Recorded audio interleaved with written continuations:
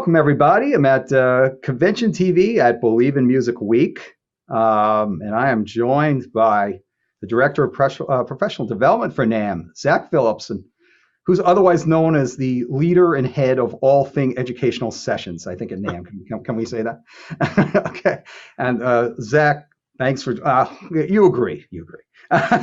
Thanks for joining us. I really appreciate it. Yeah, I wanted to have you on. You know, we're almost there for the virtual show. And, you know, one thing is that's going to be great. And I could say it, I don't even need your opinion, is the educational sessions are going to still be awesome. There's no question, virtual or not, there's going to be a lot people can get out of it. So I wanted to ask you personally, though, let's start with some of the themes, some of the information that people can be looking at before we get into the specifics. What are the basic themes that you're going to be covering this year at the Believe in Music Week education sessions? Sure. Well, first, thank you for that, Brian. I mean, that's very generous of you, and it's an honor to be here and be talking with you about this. It probably makes sense for me to mention at the beginning that there are a lot of different themes because there are a lot of different education tracks. I think I counted about, last time I checked, 190 total sessions, or thereabout. So to some extent, the theme depends upon what education track we're talking about. Now, that being said, all or nearly all of the education programs are really focused on doing business in, operating in, and finding opportunity in the pandemic and post-pandemic world. For music retail and brands, not surprisingly, there's a focus on marketing, selling, and meeting customer needs in this new world. So I suppose that's a big overarching theme. Now, that includes a lot of topics that have been trending for a while, how to attract and communicate with customers online, for instance. Right. But it also includes some topics under that theme that have emerged since the pandemic, you know, virtual lesson programs, increased virtual communication in the sales process. We're going to have education on emerging themes, you know, trends rather, because I think the way people, how people buy and what they value has shifted a bit since the pandemic. So how can a music business, you know, meet and find opportunity in that? Something else I should mention that I think is relevant here when I talk about multiple tracks.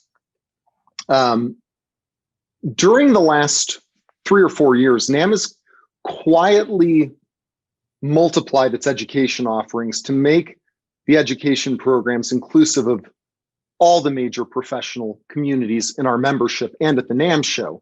So we have education tracks for pro audio and entertainment technology professionals. We have education tracks, of course, for students and educators, for music technologists, for music nonprofits, and more. It's a big list.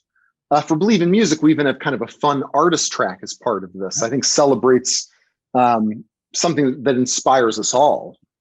You know, here's the point. Even though there's education dedicated to each major professional community, let's not forget that these communities can blur.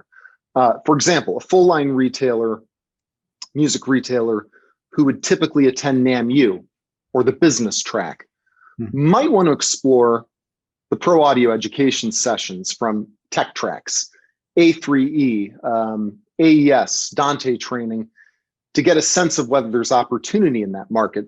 Or they may moonlight as a recording engineer or even a producer and want some new ideas to improve their craft. So we're looking at education.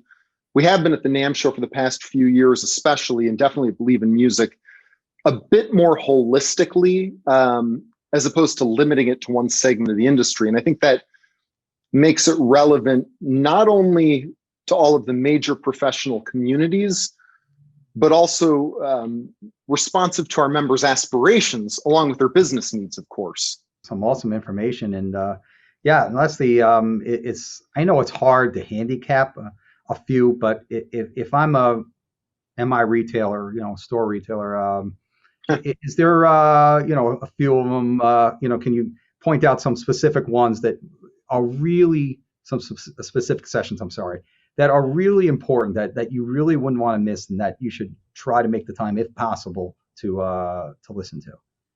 It's funny. I was on Donovan Bankhead's Music Retail podcast last week, and he asked the same question. And during that interview, I stressed that I can't play favorites. Truly, and I mean it. All of the educational sessions I think will be fascinating and valuable.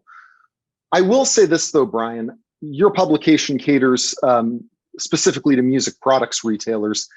There are a handful of sessions that I think are broad enough that they'll appeal to just about any music products retailer, and in some cases, brands as well, manufacturer brands.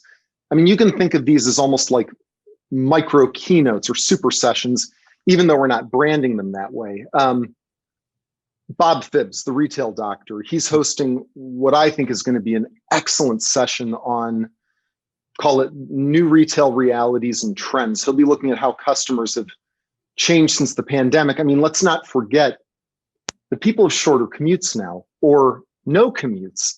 And even though that may change a bit as we come out of this, I think elements of our culture will have fundamentally changed. That means customers have more time. Is there opportunity in that? So I think there'll be a lot of insights and a lot of inspiration in that particular session. Scott Stratton, a NAMM breakfast session speaker, marketing, branding guru, he put together a great little micro session on virtual communication tips and hacks related to virtual communication, something we never thought we'd need 12 months ago even. Certainly not to the extent that we require it now. Ayana Webb of the Musical Web, she put together a really strong session on email marketing tips. This is someone who built an online piano lesson business with, I think, 3,000 students, pretty much by harnessing online marketing, or at least that was a major tool. So I think that's going to be really valuable. I should also mention Smart Women in Music, or SWIM, have some really strong sessions. We have a gentleman, Tom Webster, who's going to do a great podcasting session that's going to look at how that trend has developed, in the last 5 years, but even since the pandemic. So there's a lot there. And as I mentioned, we're going to have sessions on virtual lesson programs, and we'll also have sessions on improving your website and your online presence. Alan Friedman and Daniel Job, financial gurus in our industry, they're going to do a handful of sessions on financial management during a pandemic, and of course some social media marketing. I should mention too, Brian, we even have Best in Show scheduled for Monday after Believe in Music, January 25th. So I invite everybody to tune in. It's going to be at 10 a.m. Pacific time.